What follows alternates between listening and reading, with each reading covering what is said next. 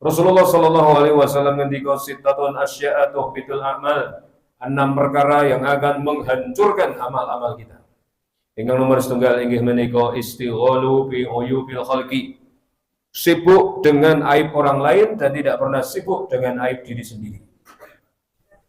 Kamilah ma'asyiral muslimin, menurut para ulama, aib menika wonten kalih. Aib yang ada pada diri sendiri dan juga aib yang ada pada orang lain. Apakah aib itu berupa cacat tubuh? Mungkin ada di antara kita yang memiliki kekurangan, ditutup-tutupi, tidak kelihatan. Yang tahu cuma kita tok sama Allah Subhanahu wa Ta'ala. Meskipun aib itu juga aib kita pribadi, tidak boleh ma'asyiral muslimin kalau menjadikan sami menyebar-nyebarkannya.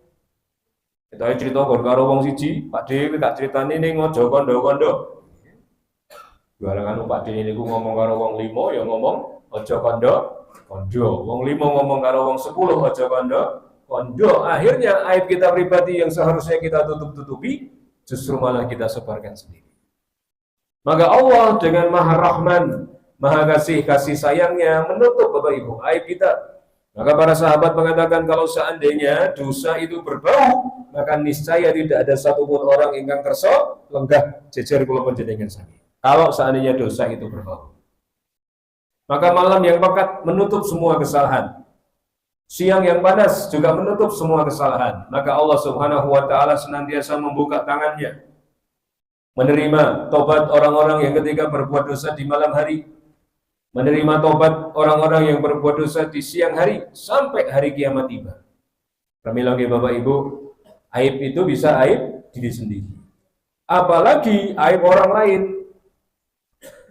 Aib yang ditutupi karena sebagai sebuah dosa atau aib yang bukan merupakan sebuah dosa. Misalnya, kalau panjenengan sami ngertos ada saudara kita, teman kita, tetangga kita, tubuhnya itu tidak sempurna, ditutupi dengan pakaiannya. Kita tahu, maka kita tidak perlu menyebutkan, tidak perlu menyebarkan. Meskipun aib itu bukan sesuatu yang dosa. Atas kalau dulu kita ada buku, ya Pak, kita baca ada sebuah raja yang punya aib. Aibnya mana, Pak? Di balik mahkotanya yang dia pakai, ternyata kepalanya itu ada tanduknya. Aib. Semua tidak ada yang tahu. Rakyatnya boten mangertos. Ada seorang pelayan yang kemudian mengetahui, kemudian raja itu mengancam, awas yo, konek misale kabeh rakyatku ngerti, iki mesti gara-gara kowe. Kowe kudu nutup rahasia iki. Akhirnya si pemuda ini menutup rapat-rapat aib dari rajanya. Dia nggak mau cerita, nggak mau ngomong kepada siapapun, dia simpan itu sebagai sebuah rahasia. Tapi nggih boten nggih Bapak Ibu nggih. Kadang-kadang nih awake dhewe ngerti rahasia, kok nyimpen iku malah kangelan. Lambene mriko gatel pengen ngomong. Nggih. Arep ngomong karo sedulure ora iso, arep ngomong karo keluargane ora iso, arep ning pasar crita ya ora iso. Akhirnya piyambakipun naik gunung, sampai kemudian di atas gunung, dia pastikan tidak ada orang. Belas, boten enten tiyang. Akhirnya kemudian inilah saatnya aku harus melepaskan omongan ini daripada aku tahan, aku nggak kuat. Akhirnya dia ngendika, raja punya tanduk. Cuma 3 kalimat, raja punya tanduk.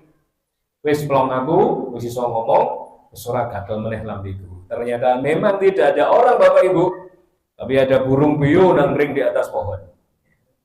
Dia ngikuti omongan dari remaja ini. Raja punya tanduk, mabur ning pasar, raja punya tanduk, mabur ning nggon desa, raja punya tanduk. Akhirnya satu negara tahu kalau raja punya aib sebuah tanduk. Maka aib saudara kita yang bukan merupakan dosa juga tidak boleh kita sebarkan. Apalagi aib yang merupakan dosa atau kesalahan. Maka Rasulullah Shallallahu Alaihi Wasallam menyebutkan di dalam salah satu hadis beliau menyebutkan tuba liman saghalahu aibahu an uyubinas.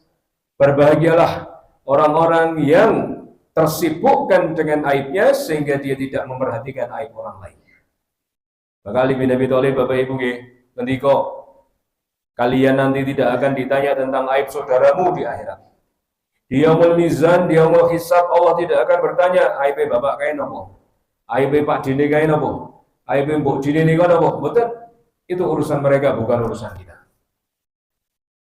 Tapi kata Ali bin Abi Thalib, justru kitalah yang akan ditanya tentang kesalahan dan aib-aib kita. Maka ma'asyiral muslimin rahimakumullah, Wala tajassasu, janganlah kita mencari-cari kesalahan, memata-matai. Berbahagia kalau seandainya saudara kita tergelincir dalam kemaksiatan, kemudian kita sebarkan beritanya, kemudian kita kembangkan, kita tambahi, apalagi saat ini media sosial, Bapak Ibu. Mudah sekali orang nggak ngecek dulu, kemudian disebar-sebar. Mudah sekali orang, wah ini kita beritanya apa ini? Jadi kan bisa belajar dari kasus Mbah Tarman. Terus Mbah Tarman, Pak? Usia 74 tahun yang menikah dengan gadis usia 24 tahun dengan mahar cek senilai 3 miliar. Ya.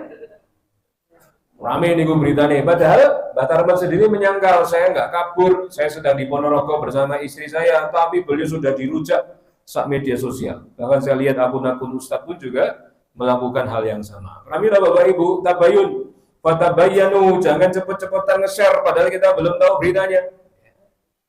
Jangan cepet-cepetan kita menerima berita itu mentah-mentah, kemudian kita bahagia seolah-olah itu adalah makanan buat diri kita. Maka oleh karena itu, Bapak Ibu rahimakumullah, menyebarkan aib itu seperti orang yang sedang pegang sulak, Bapak Ibu. Ada seorang murid disuruh sama syekhnya, kamu pegang sulak ini, kemudian tugas kamu berjalan lurus menyusuri padang pasir. Tugas saya apa, Pak Guru? Tugas kamu mencabuti bulu sulak ini. Satu langkah cabut satu, dua langkah cabut dua, tiga langkah cabut tiga, empat langkah cabut empat. Sampai nanti di ujung jalan, sulak ini gari gagangnya itu ulunnya pun mabur standar. Sudah Pak Guru, saya sudah melakukan apa yang panjenengan inginkan. Sulaknya kantun gagangnya itu ulunnya pun mabur standar. Saat ini tugasku apa? Tugasmu adalah mengambil bulu-bulu yang sudah kamu terbangkan tadi. Mungkin apa betul Bapak? Maka orang menyebarkan aib mungkin gampang cerita. Jadi jangan ngerti nama badan, orang ngerti Mbak, bulannya cerita. Nanti ngomong lagi. Kita tidak bisa mengendalikan omongan kita yang sudah tersebar itu, Mas Muslimin. Pamilo alangkah getutnya goro-goro tiang menika suka menyebarkan aib, seluruh pondasi amal-amalnya hancur.